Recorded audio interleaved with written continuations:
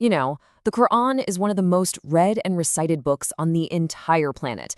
But its journey wasn't exactly from pen to paper.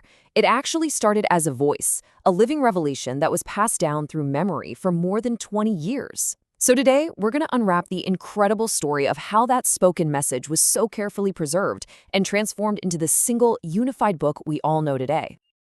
And that's the big question, right? How do you capture a divine message, something that was meant to be heard and felt, and then turn it into a fixed, written text that can last forever? Well, it's this amazing journey of deep faith, incredibly detailed scholarship, and some really brilliant problem solving that took centuries to unfold. So let's dive in, right at the beginning. Okay, so to really get this story, we have to go all the way back to the very beginning, during the lifetime of the Prophet Muhammad. Because back then, the Quran wasn't a book you could just pick up and hold. It was a living, breathing oral tradition. So the first thing you got to understand is that the main way of preserving it wasn't writing at all. It was memorization, a practice known as hifz. I mean, just think about that for a second. Before it was ever ink on a page, the entire revelation lived inside the hearts and minds of the community. This wasn't just some party trick. It was considered the most sacred and honored way to protect the message. Now, that's not to say there was zero writing. As verses were revealed, scribes would quickly jot them down on whatever they could find: scraps of leather, flat stones, even the shoulder blades of camels. But here's the key thing to remember. These weren't chapters in a book. They were basically a collection of scattered notes used as memory aids for the real guardians of the text, the people who had memorized it. But then, everything changed after the Prophet's death in 632 CE. All of a sudden, the community was facing this huge challenge. With the source of the revelation gone, how could they make sure the message, which was scattered across all these different memories and materials, would actually survive? This is the moment we see the shift from memory to manuscript. And believe me, this was a massive job. A trusted companion, Zayd ibn Thabit, was picked to lead a committee. Their mission was to collect everything. Every verse they got from the memories of the best reciters had to be cross-referenced with every written piece they could find. And the result? It was the first ever complete, single-volume copy of the Quran, safeguarding the entire revelation in one physical place for the very first time.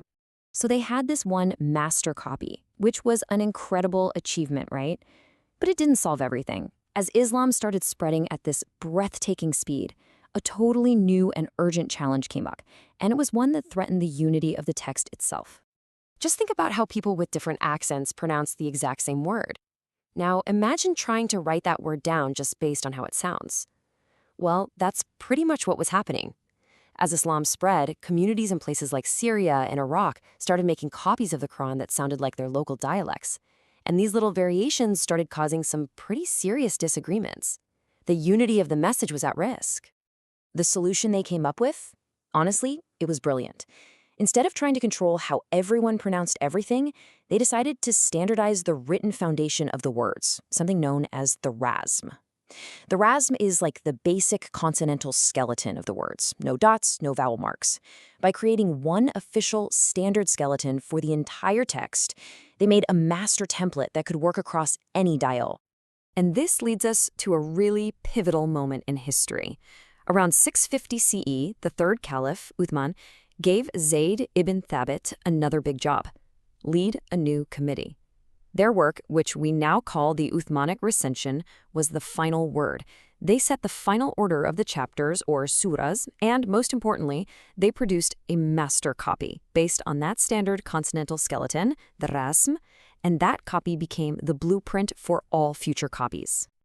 All right, so we've got the master blueprint, the RAMs. It's locked in, but this blueprint was still just a bare-bones skeleton. The next big phase in this journey was all about fleshing it out, making it accessible for a global community that was growing super fast. But of course, that created the next big problem. This rasm skeleton was a brilliant standard, but it could also be really ambiguous. A lot of Arabic letters look exactly the same without dots. And without any vowel marks, how would you have any idea how to pronounce a word? For a universal message, you need a text that's universally readable. So what did they do? Well, over the next few centuries, scholars developed a system to bring this skeleton to life. First up was ijam, adding the dots that let you tell similar-looking letters apart. Then came tashkil, those little vowel markings that guide your pronunciation. And just like that, what was once a puzzle became crystal clear, readable for anyone, anywhere. But, and this is so important, this new, fully marked up written text was never meant to replace the oral tradition. They were always two sides of the same coin. In the 10th century, scholars made this official by codifying the Qur'ats, or the 10 canonical readings.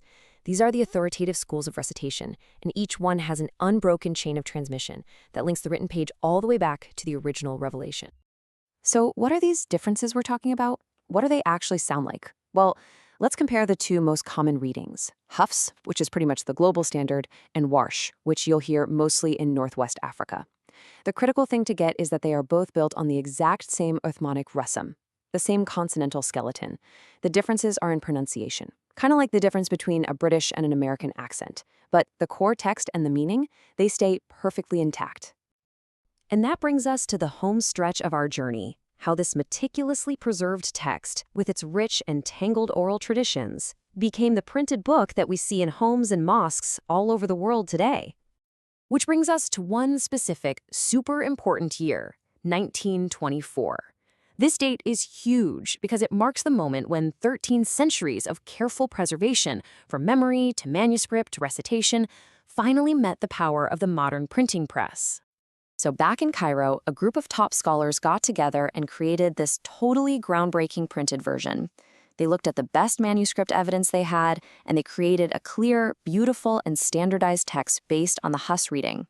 This Cairo edition became the gold standard for pretty much every Qur'an printed in the last century. It's the version most people would recognize today. Okay, so what does this mean for the other authentic readings, like Warsh? Are they somehow wrong? Not at all. And this really gets to the heart of how it's understood theologically.